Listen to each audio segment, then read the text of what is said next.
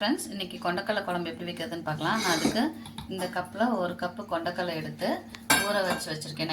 நைட்டே ஊற வச்சுட்டேன். ஸோ ஊற வச்சு நல்லா ஊறி வந்திருக்கு. இப்போ இதை நம்ம குக்கரில் போட்டு வேக வச்சு எடுத்துக்கலாம்.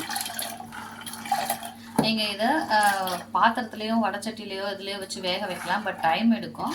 நம்ம சீக்கிரமாக முடிக்கிறதுக்காக குக்கரில் வச்சு ஒரு 2 விசில் 3 விசில் விட்டோம்னா நல்லா வெந்து வந்துடும்.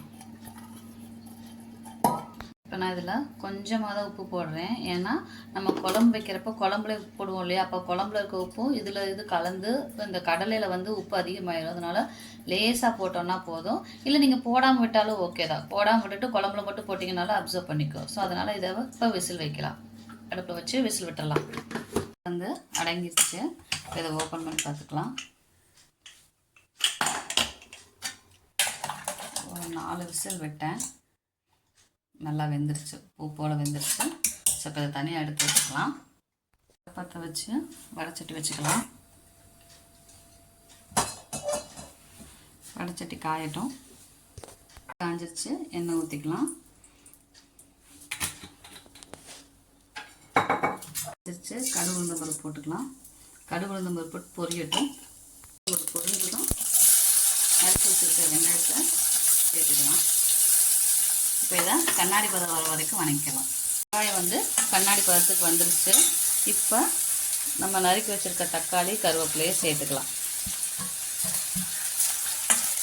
சேர்த்திட்டு வதக்கலாம். இதில் ஒரு 1/2 ஸ்பூன் வந்து என்ன போட போகிறேன்னா இஞ்சி பூண்டு பேஸ்ட்டு போட போகிறேன். சில பேர் அந்த தேங்காய் அரைக்கிறப்ப இஞ்சி பூண்டு சேர்த்து அரைச்சி ஊற்றுவாங்க. நான் இஞ்சி பூண்டு பேஸ்ட்டு இப்போவே ஆட் பண்ணிக்கிறேன். பேஸ்ட்டை ஆட் பண்ணிக்கிறேன். நீங்கள் எப்படி வேணாலும் செஞ்சுக்கலாம். குழம்பு மிளகா அப்படி சேர்த்துக்கலாம்.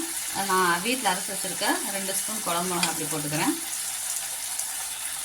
போட்டுட்டு நல்லா இதுக்கு தேவையான உப்பையும் போட்டுடலாம். இப்போ குழம்புக்கு தேவையான உப்பு ஏற்கனவே நம்ம சுண்டலில் கொஞ்சம் போட்டிருக்கோம். அதனால் அளவாக பார்த்து போட்டுக்கலாம். போட்டுட்டு வதக்கி விட்டுட்டு நம்ம கத்திரிக்காயை ஆட் பண்ணிக்கலாம். இப்போ வதக்கி விட்டாச்சு. இப்போ நெக்ஸ்ட்டு நான் ஒரு 3 கத்திரிக்காய் எடுத்து நீல வாக்கில் கட் பண்ணி வச்சுருக்கேன். அந்த 3 கத்திரிக்காயையும் சேர்த்துக்கலாம்.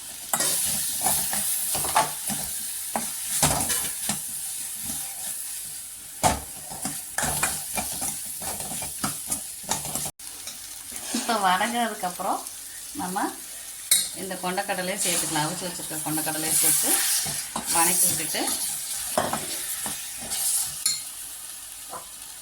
கொஞ்சம் தண்ணி சேர்த்து வேக விட்டுடலாம்.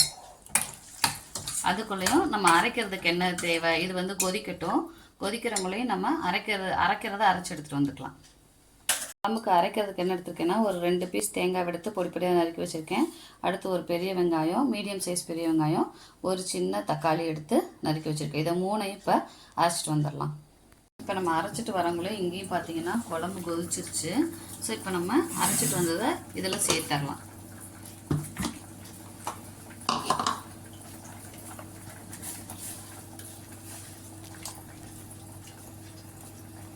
நல்லா பேஸ்ட்டாக அரைச்சிக்கணும்.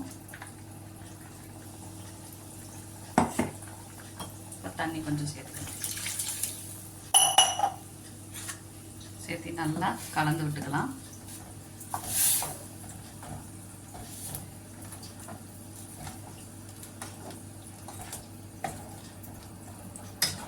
கலந்து விட்டுட்டு இனி நம்ம மூடி போட்டு வேக விட்டுறலாம். ஒரு 10 மினிட்ஸ் இடையிலேயே நான் ஓப்பன் பண்ணி பார்த்தேன். இப்போ ஒரு 10 மினிட்ஸ் கழித்து பார்த்தீங்கன்னா நல்லா கொதிச்சு எண்ணெயெல்லாம் பிரிஞ்சு வந்திருக்கா. அப்போ அந்த பச்சை வாசம்லாம் போய் குழம்பு ரெடி ஆயிடுச்சு. நல்லா கத்திரிக்காய் வெந்துருச்சு. இப்போ நம்ம ஸ்டவ்வை ஆஃப் பண்ணிக்கலாம். கொண்டக்கடலை குழம்பு ரெடி.